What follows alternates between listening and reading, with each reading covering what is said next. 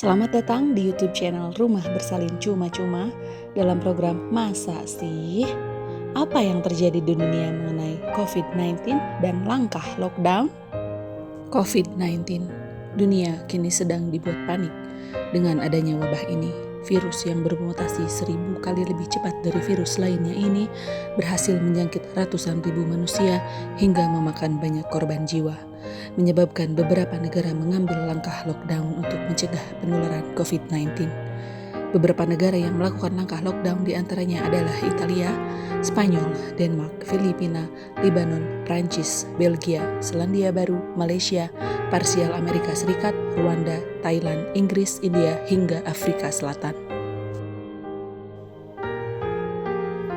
Lansir dari tribunnews.com, lockdown merupakan mengunci akses keluar masuk dari suatu daerah atau negara. Lockdown diartikan sebagai sebuah kondisi di mana kita tidak boleh meninggalkan tempat tinggal sama sekali. Setiap warga negara dianjurkan untuk beraktivitas di rumah. Seluruh aktivitas kantor, sekolah, dan tempat hiburan harus ditutup, kecuali layanan kesehatan dan toko kebutuhan pokok. Sulit untuk disangkal, mewabahnya corona hampir di seluruh dunia menimbulkan efek domino. Melakukan lockdown memang sangat berdampak pada pertumbuhan ekonomi, seperti terganggunya pendistribusian barang, pendapatan yang turun drastis, hingga pasokan barang yang terhambat, berpotensi menimbulkan hal-hal yang tidak diinginkan. Salah satunya adalah munculnya fenomena panic buying, di mana masyarakat melakukan penimbunan beberapa barang pada saat terjadi situasi darurat tertentu. Beberapa orang merasa tak memiliki kendali untuk menghentikan infeksi virus, sehingga hal-hal seperti panic buying dirasa dapat menjadi kontrol diri yang dapat mereka lakukan untuk mencegah virus masuk ke dalam tubuh. Di sisi lain, lockdown juga memberikan dampak positif. Contohnya Cina sebagai negara yang telah memberlakukan lockdown. Pihak Kementerian Lingkungan dan Ekologi Cina menyatakan kualitas udara di sana menjadi lebih baik semenjak diberlakukan lockdown. Cina berada di angka rata-rata kualitas udara yang baik, naik 21,5% pada Februari dibanding pada periode yang sama tahun lalu di Provinsi Hubei, pusat pandemi virus corona. Pernyataan serupa juga diungkapkan oleh para ahli. Peningkatan kualitas udara karena lockdown yang diterapkan pemerintah Cina telah menyelamatkan kehidupan 1.400 hingga 4.000 anak-anak usia di bawah 5 tahun dan 51.700 hingga 73.000 orang dewasa di atas usia 70 tahun di Cina. Tak hanya itu, lockdown juga memperlambat penyebaran virus corona melalui kontak secara langsung.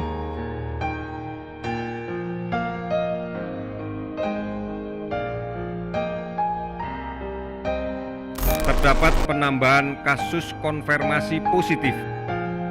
Tak butuh waktu lama, virus corona menyebar cepat ke sebagian negara di dunia, salah satunya Indonesia.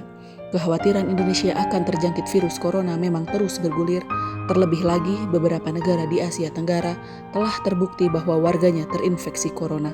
Pemerintah mereka tak tinggal diam, hingga memberlakukan sistem lockdown untuk memutus rantai penyebaran COVID-19.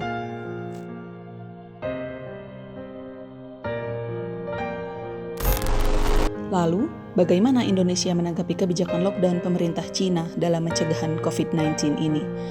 Di Indonesia sendiri, penyebaran virus corona kian melonjak setiap harinya. Garda terdepan dalam peperangan melawan corona semakin kewalahan, menyesakkan dada ketika mendengar kabar tenaga medis meninggal dunia saat berjuang menangani pasien. Tercatat, sebanyak 13 dokter yang gugur selama penanganan penyebaran virus COVID-19. Diduga hal ini terjadi karena tenaga medis tertular pasien yang terinfeksi virus corona. Duka cita yang mendalam tentunya dirasakan masyarakat Indonesia atas meninggalnya pahlawan kesehatan tanah air. Himbauan untuk social distancing atau diam di rumah saja ternyata tidak efektif untuk diikuti oleh semua kalangan masyarakat Indonesia. COVID-19 ini sudah berdampak bagi dunia usaha, menyebabkan ekonomi menjadi anjlok.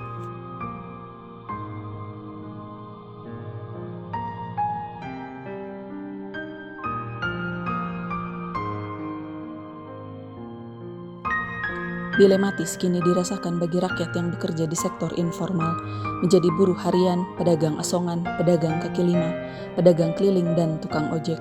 Mereka bukan tak taat pada aturan, namun mereka mesti berjuang agar tetap bisa makan, meski pendapatannya turun karena sepi pelanggan. Himbauan di rumah saja tidak dijadikan aturan. Tidak ada sanksi bagi mereka yang masih keluar rumah, pun tidak ada kompensasi bagi yang di rumah saja. Sedangkan penyebaran corona semakin masif, menyebabkan banyaknya kasus hingga rumah sakit kewalahan. Belum lagi APD tenaga medis yang masih kekurangan, sehingga keselamatan garda terdepan juga dipertaruhkan. Desakan lockdown atau karantina wilayah terus menguat. Sikap ini dilakukan agar menekan penyebaran virus dan masyarakat tidak keluar masuk wilayah atau rumahnya masing-masing. Gerakan solidaritas dan donasi di Indonesia begitu mengagumkan. Di tengah bencana COVID-19, banyak orang bergerak dan berbagi bersama sesama.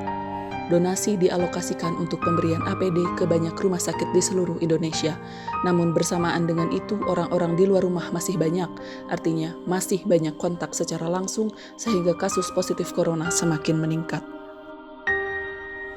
Situasi menjadi darurat. Kesehatan dan nyawa manusia lebih penting di atas segalanya. Beberapa wilayah di Indonesia sudah melakukan lockdown, namun Presiden Jokowi mengatakan bahwa lockdown harus sesuai perintah pemerintah pusat. Negara Indonesia memiliki aturan untuk dapat mengaktifkan lockdown, yang dalam bahasa resmi hukum Indonesia berarti karantina wilayah, seperti tercantum dalam pasal 55 Undang-Undang Nomor 6 Tahun 2018. Selama dalam karantina wilayah, kebutuhan hidup dasar orang dan makanan hewan ternak yang berada di wilayah karantina menjadi tanggung jawab pemerintah pusat. Dengan ini rakyat dapat diam di rumah dengan kebutuhan hidup dasar yang masih tercukupi dan penyebaran virus dapat ditekan. Korban positif corona tidak melewati ambang batas, membantu rumah sakit dan tenaga medis untuk berjuang.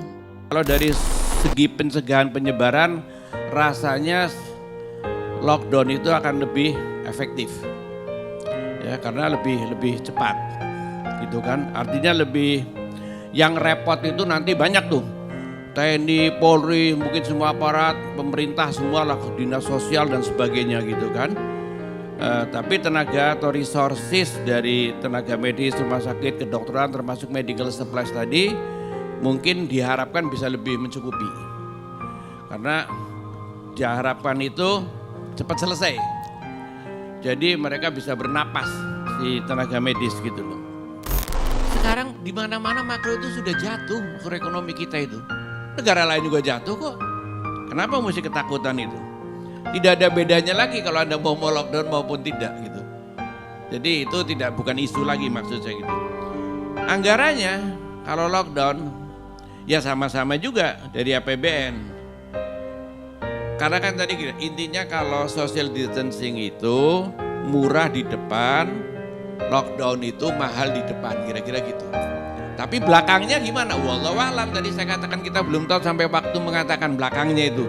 Kalau social distancing itu gagal, apalagi sampai tadi Ibu Arina dan kawan-kawan profesi dokter penyebarannya ini nggak terkendali, itu hati-hati diperhitungkan serius. Jadi kalau penekannya pada penyebaran, kayaknya lockdown bisa lebih efektif. Tapi kita evaluasi sambil jalan, ya kan?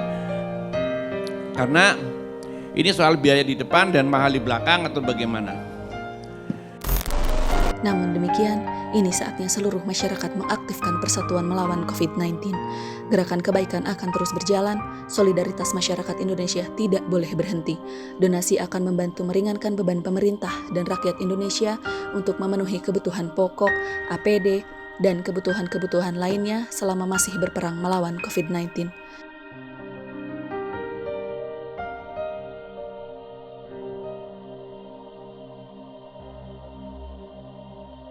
Ini saatnya kita satu negara itu saling membantu. Kita pasti menang. Tunggu video kami selanjutnya. Jangan lupa like, komen, dan subscribe.